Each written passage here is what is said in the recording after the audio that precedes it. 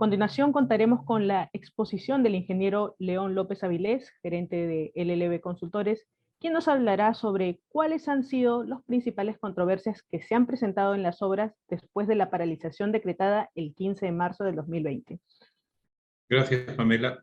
Buenas noches a todos. Después de estas dos brillantes exposiciones que hemos escuchado, todas desde un punto de vista legal, lo cual lo hace pues bastante valioso.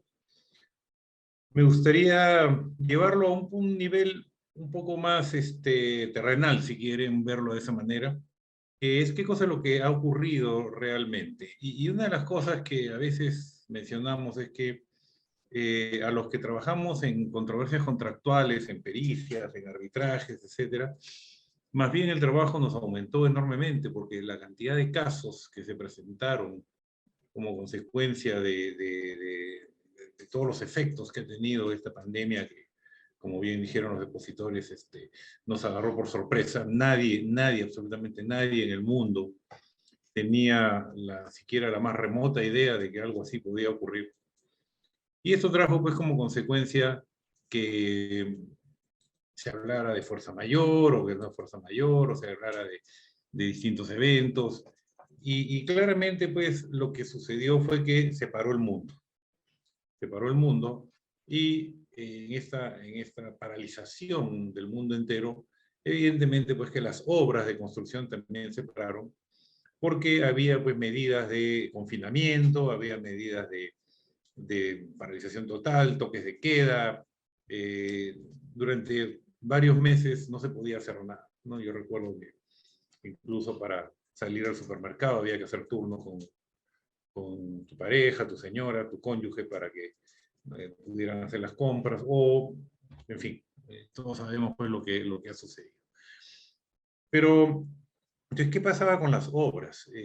Si muchos de ustedes probablemente recuerden que justamente en mayo Educación Ejecutiva organizó varios conversatorios y cursos antes de que las obras se reiniciaran.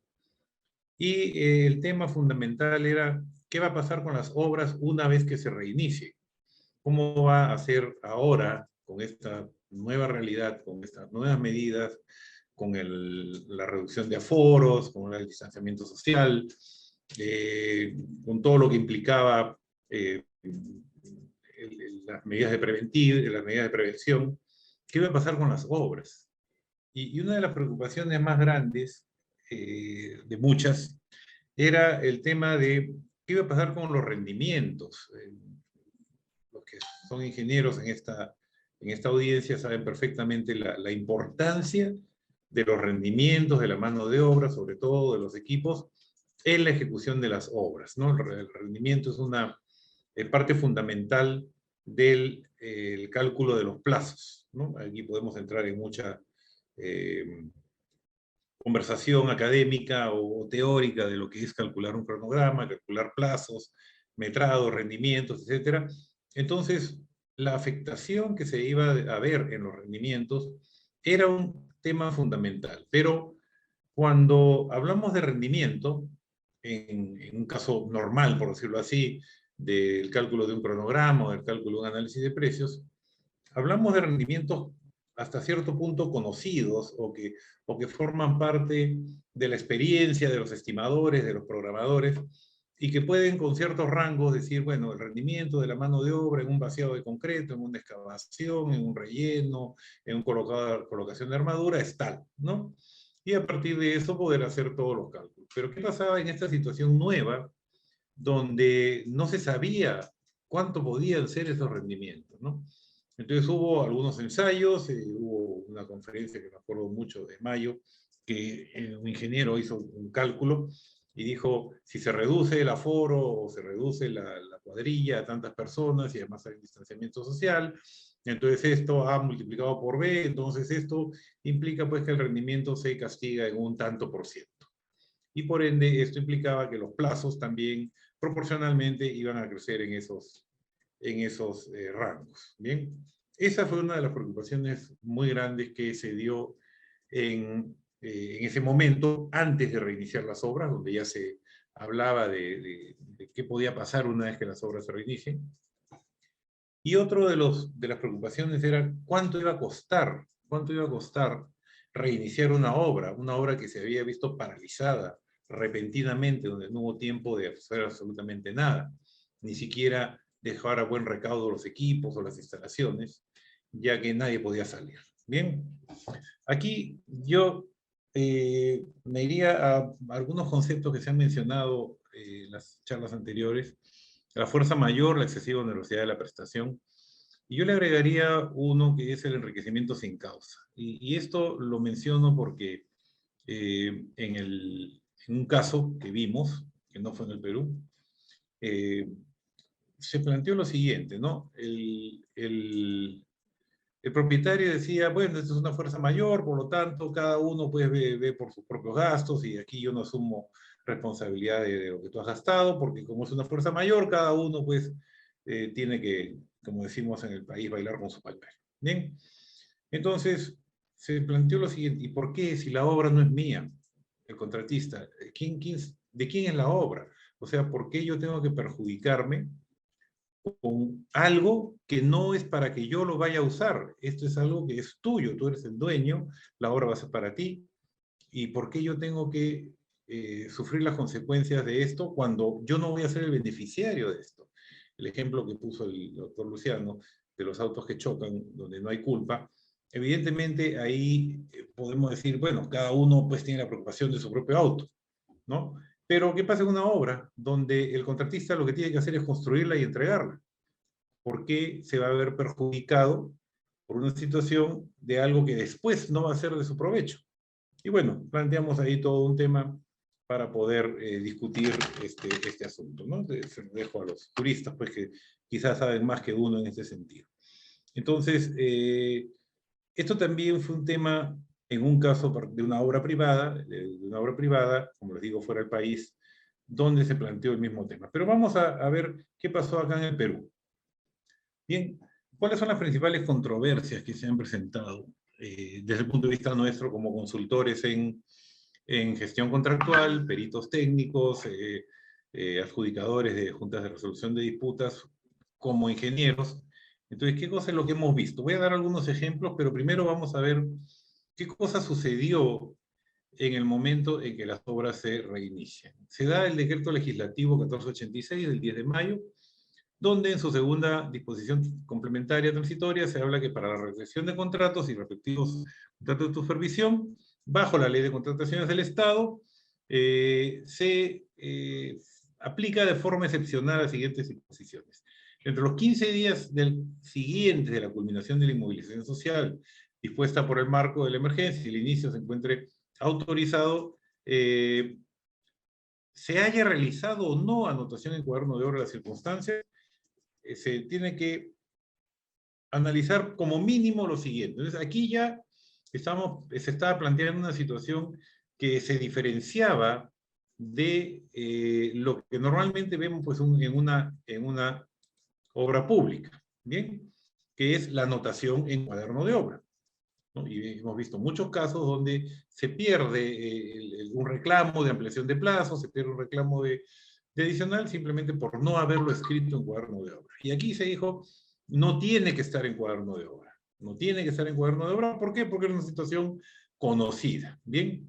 Y entonces, ¿qué cosa es lo mínimo que había que justificar? La cuantificación de la ampliación basada en la ruta crítica. Aquí también hay un tema bastante interesante porque hay toda una discusión acerca de lo que es la ruta crítica y qué significa afectación de la ruta crítica, donde no hay que olvidar que la afectación de la ruta crítica no es solamente cuando se afectan las actividades críticas, sino también cuando se afectan las actividades que no son críticas y su holgura se consume. Entonces ya se van creando ahí elementos de juicio para poder llegar a un punto en el cual se analice cómo es que esto impacta, en, eh, en los plazos. Bien, un nuevo cronograma de ejecución que incluya la fecha de inicio o reinicio según corresponda. Es decir, ¿cuándo vamos a reiniciar? Y aquí también ocurre otro tema, que es que no reiniciaba al día siguiente que se autorizaba el reinicio, porque había todo un proceso de removilización o de readecuación de los ambientes o de los espacios para poder reiniciar las obras. Y vamos a ver algunos ejemplos. El programa de ejecución CPM, que es algo que todos sabemos que hay que hacerlo, calendario de avance de obra actualizado, nuevo calendario de adquisición de materiales y utilización de equipos teniendo en cuenta las medidas del sector competente. Entonces, aquí hay un tema que también deriva en circunstancias que en ese momento impactaron o influyeron en los suministros. Sin embargo, vamos a ver también ejemplos de proyectos, como explicó el doctor Walter, que son post-emergencia o post-declaratoria de emergencia, y que se firman durante ya el conocimiento de lo que es el COVID, y sin embargo sigue afectando este suministro, porque hay situaciones pues que, a pesar de que es una situación conocida, había afectación en estos suministros. El plan de seguridad de salud, evidentemente, y propuesta de reemplazo de personal clave cuando se identifique la imposibilidad de continuar prestando servicios. Y aquí también hay un tema importante o interesante, porque en ese momento que no había vacunas, que estábamos reiniciando, que lo que había era el 1,5 metros de distancia, el lavado de manos, la mascarilla, la doble mascarilla, el tapacara y todo lo demás. Incluso algunos se ponían pues unos mamelucos como si fueran astronautas. Entonces había toda una serie de medidas que, a pesar de eso, había contagios. A pesar de eso había contagios. Entonces, cuando empieza ya a haber la vacunación, hoy en día ya hay una buena mayoría de personas que están hasta con una cuarta dosis, aún así siguen habiendo contagios. Y sin embargo, aquí, por los ejemplos que estábamos viendo, bueno, ya es responsabilidad del contratista, pero ¿por qué va a ser responsabilidad del contratista de que alguien se contagie? ¿No? Como decía el doctor Walter, si no hizo una fiesta COVID, si se cuidó y todo, pero se contagió. ¿Cuántos se han contagiado simplemente porque reciben a un pariente cercano y nadie sabe y resulta que trajo la enfermedad y se contagió? Bien, entonces hay que tener claro esto, porque hay situaciones que se han ido presentando durante el reinicio de las obras, e incluso cuando las obras pues ya, o se firmaron contratos ya cuando la pandemia o el COVID era un evento conocido. Bien. Y aquí había una serie de disposiciones. El funcionario servidor competente debe aprobar la ampliación de plazo en un plazo de 15 días de presentar la documentación, previa opinión del área usuaria.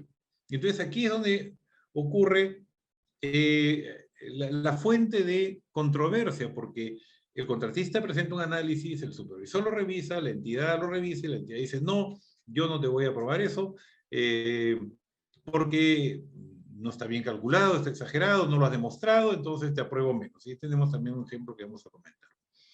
Las entidades se encuentran facultadas para acordar con el ejecutor modificaciones contractuales que permitan implementar medidas de los sectores. O sea, se podía modificar el contrato.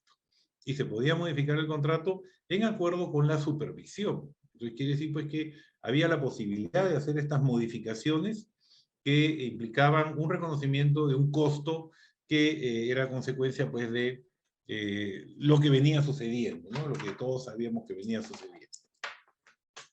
Y aparece la directiva 05, ¿no? La directiva 05 lo que hace es instrumentalizar este decreto legislativo, que como todo decreto era bastante genérico, y aquí habla pues de la ampliación excepcional del plazo, la famosa SAEP, o la famosa AEP, ¿no es cierto? Que era la ampliación excepcional por la paralización generada por el estado de emergencia. De acuerdo con el literal A de la segunda disposición, que es uno de los que hemos visto, el contratista tiene derecho a solicitar esta ampliación de plazo, cuya ejecución se vio paralizada por la emergencia nacional. Entonces, existía el derecho de reclamar esta ampliación de plazo, ¿bien? Donde se tenga que ver el impacto producido por la paralización de obra que se hubiese generado. O sea, había un primer análisis que era cuánto tiempo estuvo la obra paralizada. Y todos sabemos pues, que estuvo paralizada entre el 15 de marzo y algunas fechas, algunos junio, algunos julio, pero dependía pues de cuándo se autoriza el reinicio de la obra. Y ahí viene el segundo aspecto, que es la removilización. Y la removilización tiene que ver con la adecuación también de los ambientes de trabajo, teniendo en cuenta que había medidas de distancia social, aislamiento. Hubo que, en un caso que vamos a comentar, que reducir el aforo del campamento, porque en el campamento de obreros pues había habitaciones donde había 2 camarotes o 3 camarotes, y hubo que reducirlo a la mitad, y hasta a veces en menos. Los comedores no podía entrar todo el personal a comer, había que hacerlo por turnos. Las oficinas, incluso hubo croquis que salía donde decía cuál debería ser el distanciamiento de las personas en las oficinas. Entonces había una readecuación de los ambientes de trabajo que evidentemente tenía un doble impacto. Había un costo involucrado, y había una limitación en cuanto al personal que podía trabajar. Y esto claramente pues significaba que había un doble reconocimiento, plazos y costos. Y el impacto de la ejecución de obra bajo medidas de prevención y control de la propagación dispuesto por gestores competentes, u otras medidas que resulten necesarias para la reactivación de la obra. Y aquí es donde entran a tallar justamente estos rendimientos que estamos mencionando. Bien, la ampliación de plazo prevé que prevé el decreto con los pormenores de gastos generales y directos y el reconocimiento de costos que implica las medidas de prevención frente a la propagación dispuestas por los sectores, aplica incluso en aquellos casos en que la obra tenía programada su culminación antes de la declaratoria de emergencia, o cuando se haya encontrado con atraso sin perjuicio de penalidades. Entonces aquí también esta parte del artículo generó también bastante polémica, porque hubo casos donde decían, oye, pero si tú estabas atrasado, ahora yo no te voy a aprobar la ampliación de plazo. Pero un momentito, porque aquí lo que dice es que aunque yo estuviera atrasado, tú me tienes que ampliar el plazo con los correspondientes costos. Bien.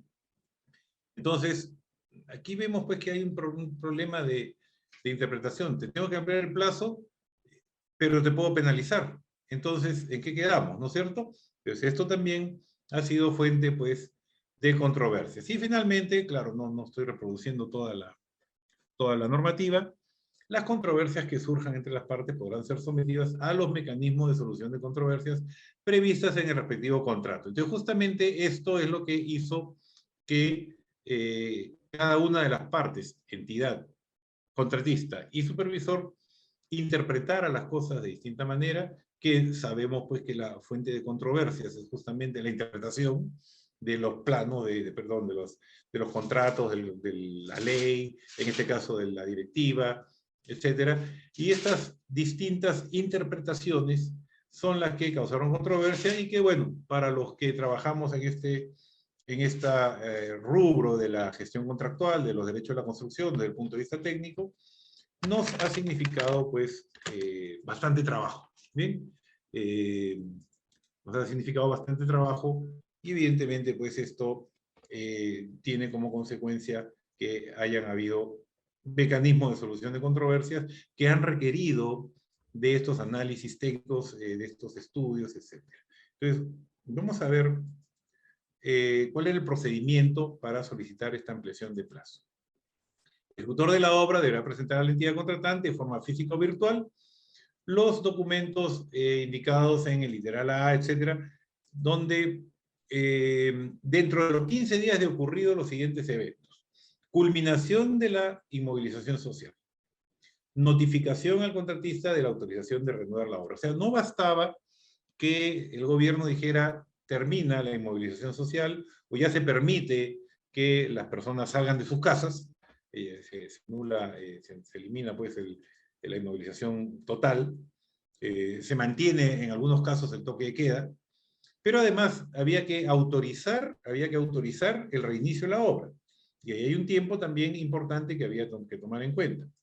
La presentación extemporánea incompleta de la solicitud de ampliación excepcional, la famosa SAEP, no es causal de improcedencia. Entonces, fíjense aquí, porque esto también es algo que era distinto a lo que nos dice la ley. Si tú no presentas las cosas a tiempo, no la presentas completa, se declara improcedente y por lo tanto perdiste la posibilidad de ampliar el plazo. Aquí la directiva dijo, no es causal de improcedencia, pero el tiempo que te excediste en hacerlo no juega a tu favor, eso lo pierdes, eso sí lo perdiste, ¿bien? Entonces eso no cuenta para la ampliación de plazo, y incluso, si es el caso, en penalidades. Bien, Entre los 15 días siguientes presentaban la apelación, el funcionario competente, previa opinión del área usuaria, deberá emitir pronunciamiento. Y queda aprobada en los términos si la entidad no cumple con este pronunciamiento. Es decir, la entidad no cumplía con pronunciarse con respecto a la solicitud de ampliación de plazo, esto quedaba automáticamente aprobado. Bien, hemos hecho pues una síntesis estamos haciendo, mejor dicho, una síntesis de la directiva. Ahora la cuantificación y los costos de implementación de las medidas de prevención. Bien, la solicitud de ampliación de plazo que presentará el contratista debe cuantificar el plazo en función de la afectación de la ruta crítica, considerando los rendimientos que se estiman convenientes para la ejecución de los trabajos. Entonces aquí las personas que hicieron muchas ponencias antes de que esto saliera a través de Mayo Educación Ejecutiva y otros foros, por supuesto, ya planteaban esto, ya planteaban este tema de los rendimientos, porque era para los ingenieros por lo menos más que evidente que iba a haber una afectación de los rendimientos porque ya no había la normalidad de lo que es ejecutar un trabajo. Y nos planteábamos dudas como, por ejemplo, ¿cómo podría trabajar pues, una cuadrilla de armadura o una cuadrilla de encofrados o una cuadrilla de vaciado de concreto que tienen que trabajar todos juntos? ¿No? Aquí no puede haber distancia social. Entonces, ¿cómo podría haber una afectación de rendimientos? Entonces, por ahí alguien dijo, bueno, lo que pasa es que lo que habría que hacer es abrir distintos frentes. Abrir distintos frentes con menos gente. ¿Bien? Entonces, al abrir distintos frentes con menos gente, evidentemente pues que los rendimientos también se afectaban.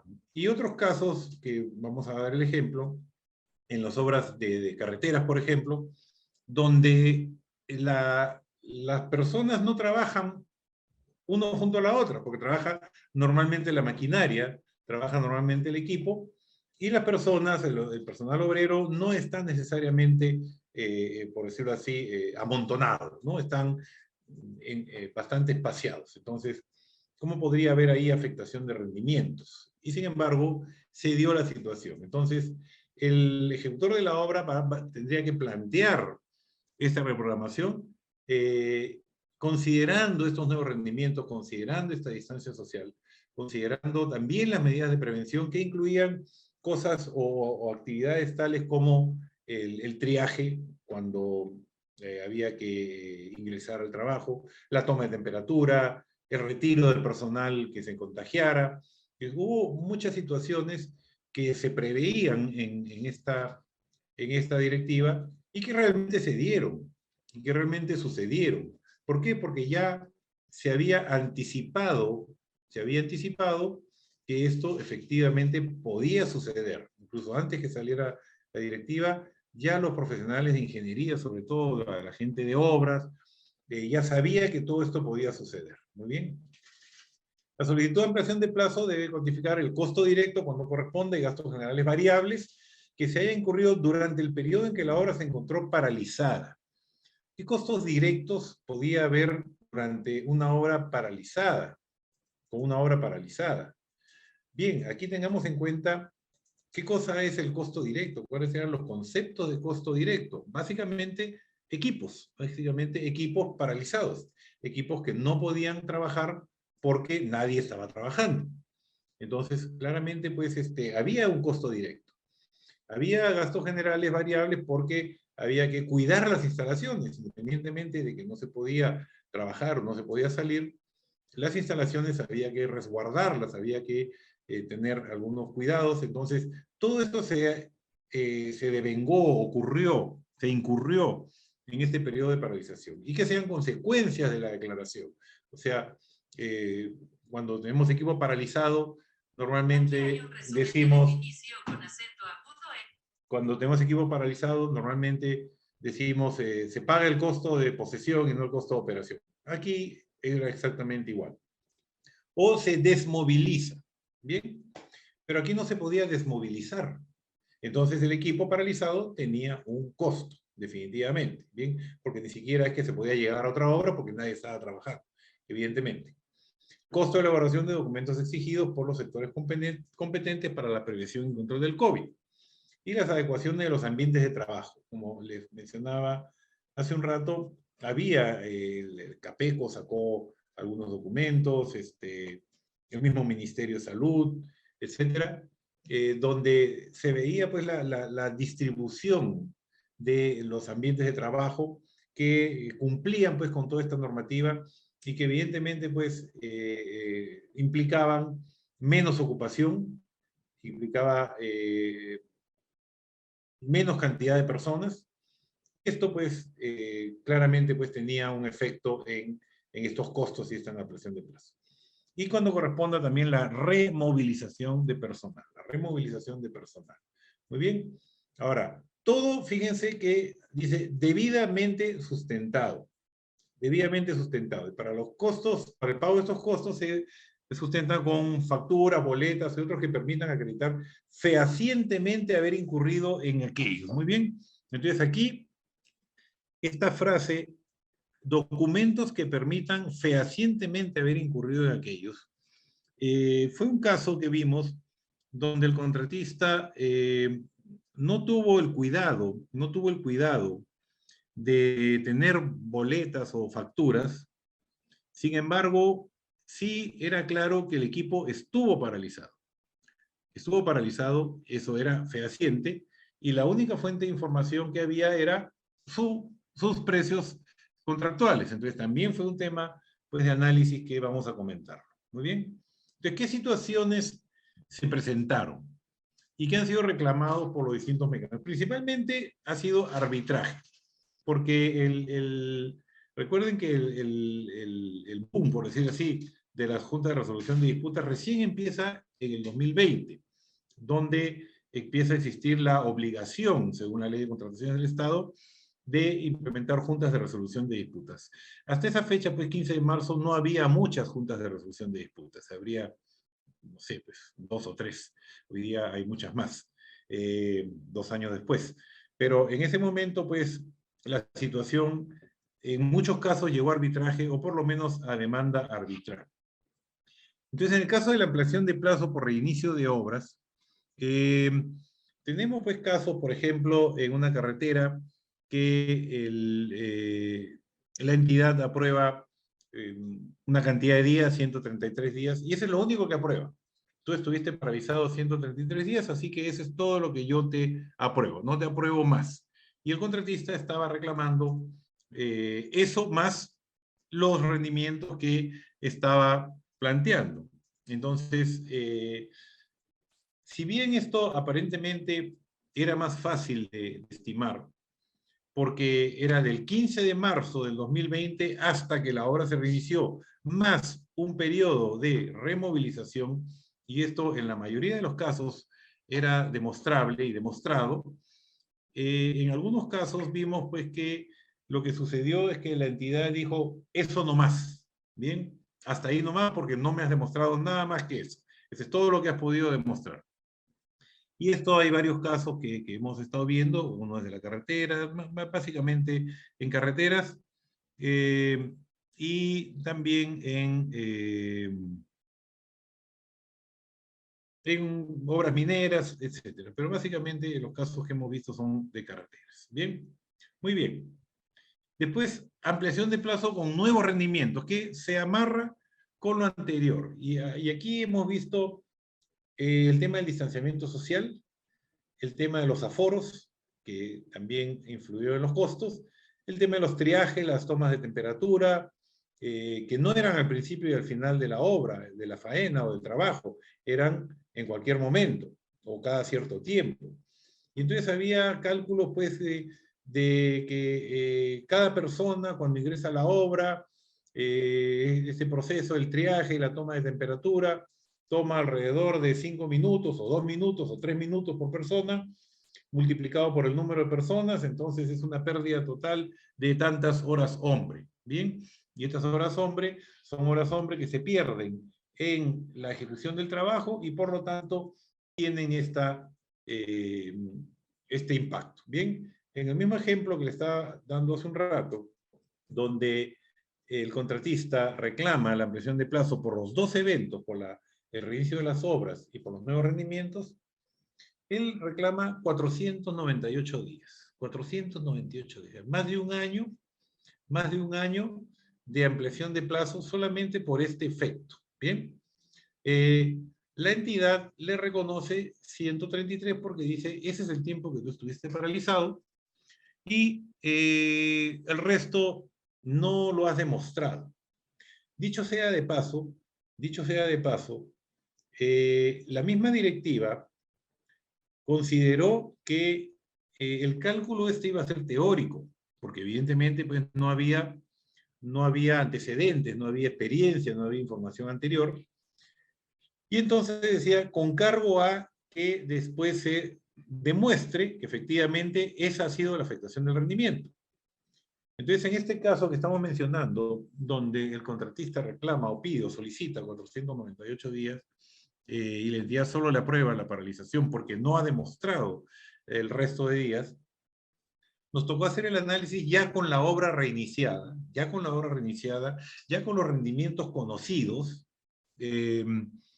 y llegamos a la conclusión que como era una obra de carreteras y el mismo caso que les puse hace un rato, el tema del distanciamiento social realmente no afectaba demasiado, porque era trabajo pues, de maquinaria y una pequeña cuadrilla de obreros.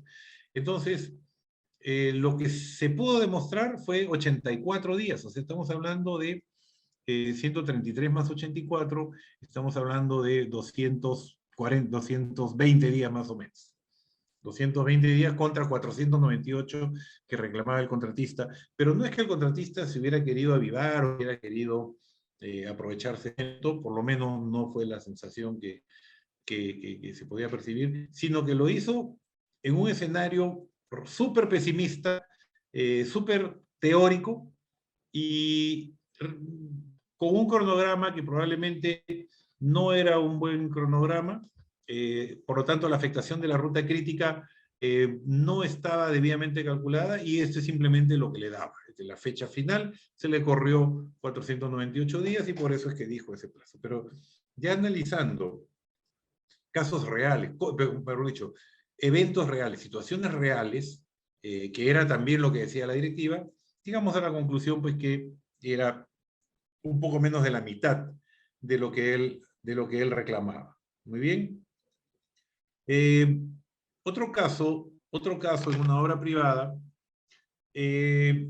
fue un montaje de unos equipos, no voy a decir cuáles por tema de confidencialidad, pero había que montar 3 equipos. Y el contratista lo que tenía que hacer era fabricarlos en el extranjero, transportarlos e instalarlos. Bien, dentro de la programación,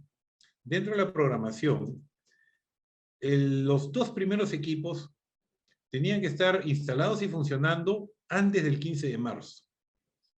Y el tercer equipo tenía que estar instalado unos 20 días después, el 25 de marzo más o menos. Eso era lo que decía la programación. Muy bien. El contratista se demora en esta fabricación. Su ingeniería tiene muchos problemas, tiene muchos defectos, tiene muchas observaciones. Esto hace que a su vez se demore en la fabricación y entonces los equipos no estaban listos para esa fecha. Y por supuesto se produjo un atraso muy grande. Esto unido a problemas de ingeniería, problemas de diseño, que derivaron en otro tipo de reclamos que claramente pues, impactaron. Bien, entonces aquí hubo una confluencia de varios efectos. Uno era el efecto COVID, que no debió de haber afectado a este proyecto, pero lo afectó porque el contratista se atrasó.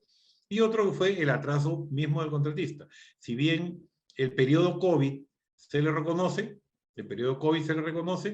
porque evidentemente pues todo paralizó, sin embargo, al reiniciar ya tenía un atraso. Muy bien. Otro caso también interesante fue en una obra eléctrica donde el contratista tenía que suministrar un transformador muy grande, ¿no es cierto? Y curiosamente, este transformador se fabricaba en Wuhan, en China, justamente donde ocurrió donde empezó todo, ¿no? Como bromeamos, donde el chino se comió el murciélago. Entonces, ahí es donde se produce el problema porque la fábrica de Wuhan paraliza, evidentemente, y el equipo claramente pues no llega a tiempo, ¿bien? Pero lo curioso del caso es que la entidad le dice al contratista, oye, pero la decisión de hacerlo en Wuhan fue decisión tuya. Si lo hubieras hecho en otra parte, esto no hubiera pasado. Lo cual pues es un absurdo porque la paralización fue mundial, ¿no? No tiene nada que ver que haya sucedido ahí. Pero bueno, este es un caso que está en arbitraje y todavía no ha sido resuelto. Porque al final de cuentas, en este caso particular, era la demora en la fabricación, cuando China vuelve a recuperar pues, su actividad, cuando suministra finalmente el equipo y, bueno, todo lo que de ello deriva. Muy bien. Otro tema que podemos, otro caso que podemos mencionar, que también está en el proceso de arbitraje, es un caso en el cual el contratista, también obra de carreteras, reclama una cantidad de días por la paralización, en este caso son 83 días, más 20 días de preoperación, o sea, una vez más, reclama la paralización y reclama la preoperación. Y esto le da pues un valor de 103 días de ampliación de plazo, y por el saldo hace un cálculo donde dice, este saldo de obra se me va a reducir en un 25-30%, mejor dicho, el rendimiento se me va a reducir en un 25-30%, y ese va a ser el impacto en el plazo. Bien, este caso se nos presentó después del anterior que les comenté de los 498 días, y le dijimos, mira, ya esto ha sucedido antes y realmente estos cálculos tan teóricos no tienen un buen fin, ¿no? Porque al final de cuentas la realidad es otra. Y en este caso particular, después de hacer todo el análisis, llegamos a la conclusión que la disminución del rendimiento no era del orden de 25-30%, sino era 8%, no llegaba a 10%. ¿Bien? Y bueno, en este caso, pues como les digo, el contratista aceptó el análisis y eso es lo que ha presentado y eso es lo que está en este momento en arbitraje. Pero además presentaron temas relacionados con los costos. Y entonces, los costos directos y gastos generales que ellos aseguran haber incurrido y que no han sido reconocidos por la entidad son del orden de los 10,5 millones de soles, unido a 1.800.000 por el plan COVID, por la removilización 1.200.000 y por el trabajo bajo normas COVID alrededor de 200.000 soles. Entonces estamos hablando de alrededor de 15 millones de soles solamente en costos por el efecto COVID.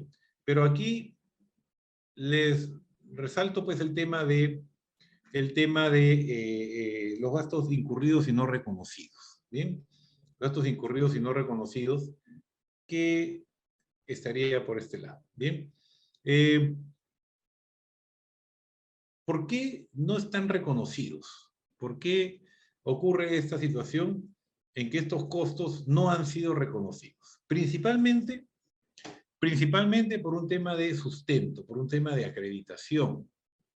Y cuando hablamos de acreditación, como vimos, no es solamente que yo tenga que tener una factura o una boleta de pago o un documento del banco, sino que tiene que ser algo fehaciente. Entonces, en este caso particular, vimos que el último elemento, el de la removilización,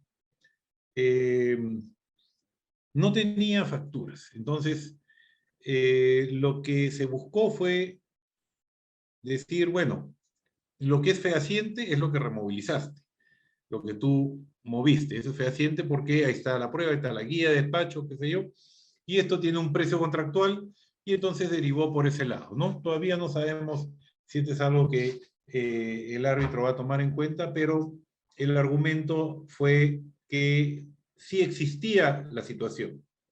Sí existía la situación, sí ocurrió, y la única referencia que había era lo del precio. Muy bien.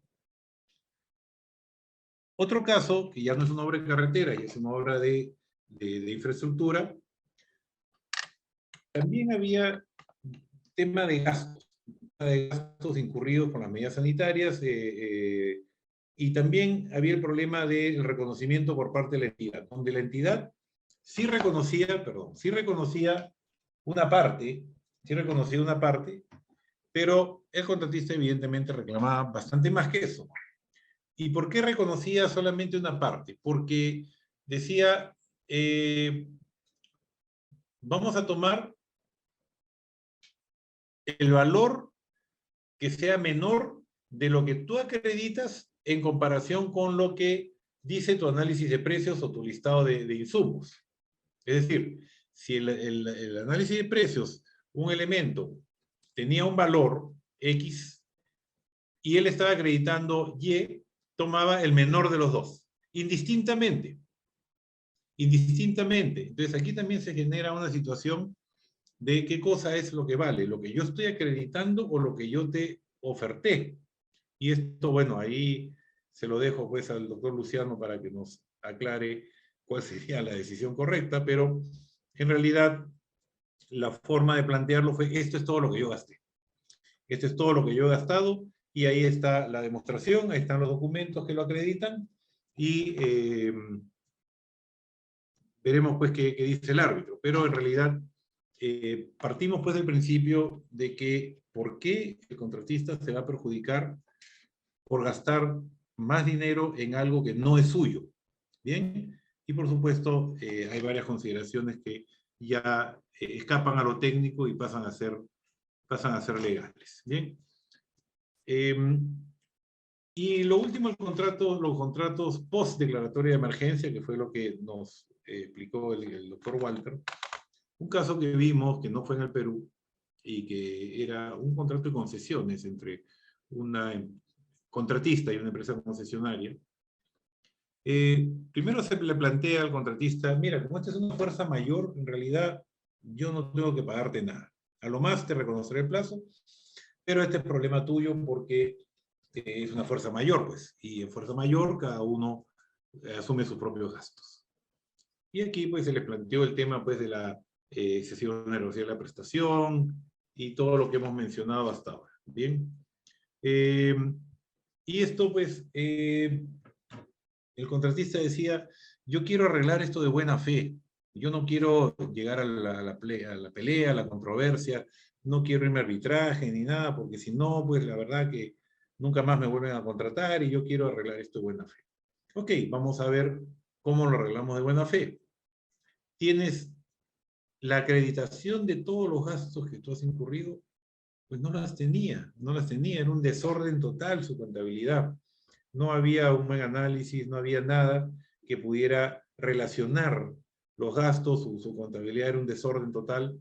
Entonces, la verdad es que el contratista iba en mucha desventaja, ¿no? A pesar que le podíamos, pues, tener argumentos como para que se le reconocieran los costos, no tenía cómo demostrar los costos. Y eso realmente ha sido un error de muchos contratistas, al momento, pues, de seguir, o ya sea la directiva, o ya sea la buena fe, o ya sea el principio que sea, porque si no puedes acreditar algo, si no puedes demostrar algo, realmente no estás en una buena posición para poder reclamar, independientemente de lo que el derecho o la buena fe te permita. Bien. Y aquí también ese mismo concesionario, después tuvo, ese mismo contratista, después firmó un contrato de construcción, ya después de la declaratoria de emergencia, y tuvo problemas porque los proveedores, eran obras eléctricas, entonces los proveedores de cable, los proveedores de estructuras, de torres, simplemente pues no estaban cumpliendo, no estaban fabricando por distintas razones que eran consecuencia efectivamente de la pandemia, o sea, no eran desabastecimientos ni nada por otras razones, sino todo era consecuencia de la pandemia. Pero el propietario, en este caso el concesionario, que era el mandante en ese caso, dice, bueno, pero ya tú sabías, pues, tú sabías porque ya la pandemia está ahí, ya todo el mundo sabe que existe, entonces ese era riesgo tuyo y yo no tengo que reconocerte nada. Bien. Por supuesto, ahí también hay que analizar qué tan cierto es esto, ¿no? Y yo creo que con la presentación del doctor Walter, estas cosas, no sé si nos dejan más dudas y temores o nos las dejan más claras, pero es cómo se resguarda esto. Y ahí, ya para ir cerrando esta presentación, yo quisiera mencionar el tema de los riesgos, el tema de los riesgos. Bastantes veces seguramente algunos me han escuchado dictar cursos de riesgos y el problema con los análisis de riesgos es que para que un contratista o cualquier organización asuma riesgos, lo que tiene que hacer es cobrar por el riesgo. Es decir, tiene que ser parte de su precio el hecho de que esté asumiendo un riesgo. Entonces, si a mí me dicen, si alguien se contagia, ese riesgo tuyo, y tú verás cómo lo reemplazas, eso me va a costar dinero.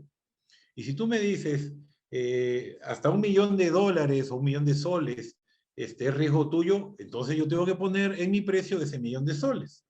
Porque el hecho que sea riesgo mío no significa que yo tengo que pagarle algo que va a favorecer al propietario. Significa que yo tengo que poner un precio en el cual yo sea capaz de asumir ese riesgo. Bien, entonces aquí es donde interviene lo que conocemos como el análisis cuantitativo de los riesgos, porque si decimos, bueno, el riesgo lo va a asumir la parte que mejor lo puede asumir, el riesgo de la entidad, responsabilidad de la entidad, el riesgo del contratista, responsabilidad del contratista, pero eso tiene un efecto en dinero y probablemente también en tiempo. Entonces, para poder asumir un riesgo, yo tengo que tener un resguardo. Yo tengo que tener un resguardo que me cuide, que me proteja de ese riesgo. Bien, entonces, si a mí me dicen, este es tu riesgo, ok, este es mi precio. Y en ese precio está mi riesgo. Bueno, pero ¿me vas a cobrar por algo que es riesgo tuyo? Claro que sí. Claro que te voy a cobrar por algo que es riesgo mío. Pero yo te voy a cobrar y con eso asumo todo el riesgo. Ahora, si a mí me sale más caro, bueno, perderé pues. Pero si a mí me sale más barato, ganaré. Pero yo te digo, yo asumo el riesgo porque yo te cobro por el riesgo. Bien, entonces esto es algo que hay que ir un poco más allá de solamente definir lo que es riesgo y quién lo asume, que está bien, y hay que ver cuál es el mecanismo para poder incorporar el análisis cuantitativo de los riesgos dentro de los precios, dentro de los valores referenciales. Si vamos a poner cláusulas COVID, como las que nos ha mostrado el doctor Walter, evidentemente que esas cláusulas COVID conllevan a un costo. Conllevan a un costo que implica el riesgo de asumir esa cláusula. Si resulta pues que esto, el árbitro va a decidir bajo ciertos parámetros, yo también tengo que poner ese riesgo en mi precio, porque al final de cuentas yo insisto en que el dueño de la obra no es el contratista, el dueño de la obra es el propietario, es la entidad, es el concesionario que contrata una obra. Entonces, dentro del concepto pues de excesiva onerosidad de la prestación, y ahí pidiéndole disculpas a los abogados por cosas pues que no son de mi área. También el enriquecimiento sin causa creo que es un tema que hay que tener en cuenta en estos casos. Muy bien, muy bien. Entonces aquí muy rápidamente he compartido algunas de las experiencias que hemos tenido a lo largo de estos 2 años en relación pues con significado la pandemia, el estado de emergencia, la paralización de obra y el COVID dentro de la ejecución de las obras. Entonces, quedo atento a sus preguntas y, bueno, muchas gracias por escucharme, gracias doctor Luciano, gracias doctor Walter, y gracias Mayo Educación Ejecutiva por darnos esta oportunidad. Ingeniero, creo que hay una pregunta en el chat que dice, ¿el COVID puede alterar el equilibrio económico financiero de un contrato? ¿Sus utilidades y costos pactados pueden verse afectados por este evento? Ok, a ver, esta pregunta está hace rato ahí, entonces yo creo que cualquiera de los tres expositores la puede responder, pero desde el punto de vista de la ingeniería, desde el punto de vista de la gestión de proyectos, del project management, que también se mencionó bastante en las exposiciones anteriores, efectivamente se altera el equilibrio económico-financiero del contrato. El equilibrio económico-financiero del contrato está constituido por tres elementos: el alcance, el tiempo y el costo. Bien, el COVID es una alteración, una modificación del alcance. O sea, no estaba previsto el COVID en ninguna parte de la definición de alcance que se había hecho al momento de presentar una propuesta, evidentemente. Bien, entonces, quiere decir pues que ya de por sí el COVID modificó los alcances. Y el equilibrio económico financiero se da cuando, mejor dicho, se produce cuando yo logro relacionar el alcance con el cronograma y con el presupuesto.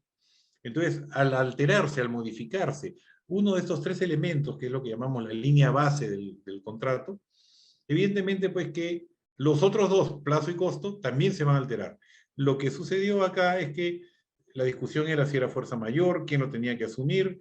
En las obras públicas, el decreto 1486 y la directiva 05 de alguna manera lo zanjaron, pero sí, definitivamente hubo una afectación.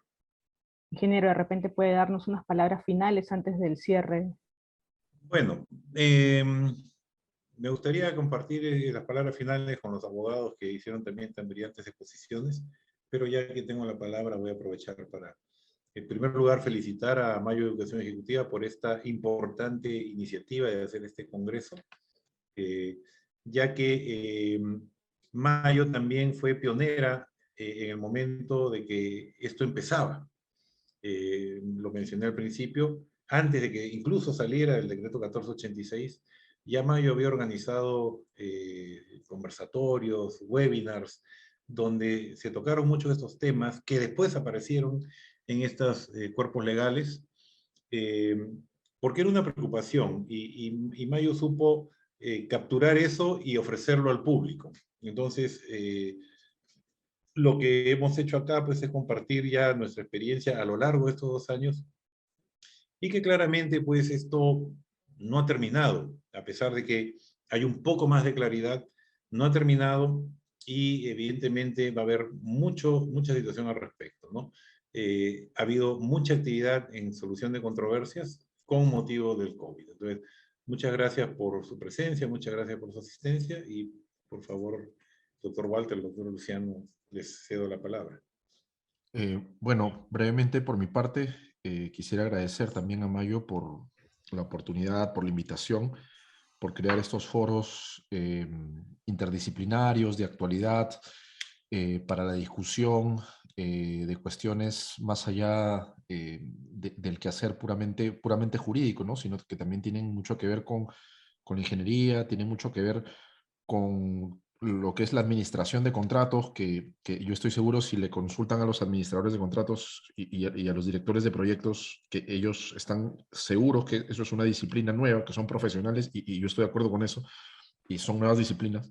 Entonces el enfoque que estamos dándole es interdisciplinario y bueno, me parece que es realmente enriquecedor y yo eh, me siento enaltecido, ¿no? de compartir la tribuna, compartir la exposición con el ingeniero López y con el doctor Luciano Barqui. Y bueno, por mi parte ha sido todo. Les agradezco muchísimo y será hasta una próxima oportunidad. Sí, yo simplemente, luego de haber escuchado las exposiciones, creo que podríamos concluir que la realidad superó largamente el derecho, que el derecho a través de estas experiencias por las que hemos pasado, creo que hay muchas cosas para repensar. Creo que las instituciones existentes no fueron suficientes, que esta experiencia nos ha permitido apreciar algo totalmente diferente a lo que en un momento determinado el legislador pudiera haber pensado, ¿no? Así es que hay muchas cosas todavía por pensar y repensar. Me he quedado pensando, ingeniero León en el tema del enriquecimiento sin causa. Así es que creo que todos nos vamos aquí con muchas cosas nuevas que pensar, y eso creo que es bueno. Creo que es bueno porque permite mejorar, que es lo más importante, ¿no? Así es que me quedo muy satisfecho con lo que he escuchado el día de hoy. Me ha dejado muchas cosas que tenemos que pensar, y creo que todos estamos abocados a eso. Muchas gracias nuevamente. Bien, queremos agradecer a nuestros 3 especialistas por el conocimiento compartido en base a su experiencia en estas 3 magníficas exposiciones. Este congreso lo podrán encontrar en nuestro canal de YouTube, Mayo Educación Ejecutiva, en los próximos días, y como Mayo de Podcast en Spotify. Les recordamos que el día de mañana les estará llegando un mail con el link de ingreso para el bloque 2 del congreso, donde contaremos con las exposiciones de Rodolfo Miranda, socio de Miro Quesada y Miranda Abogados, María Elena Reaño, miembro de la Gerencia de Regulación del concesionario del Aeropuerto Internacional Jorge Chávez, y de la ingeniera Jenny Guerrero, consultora, perito, adjudicadora JRD y experta en contrataciones públicas. Mayo Educación Ejecutiva les agradece su participación. Buenas noches.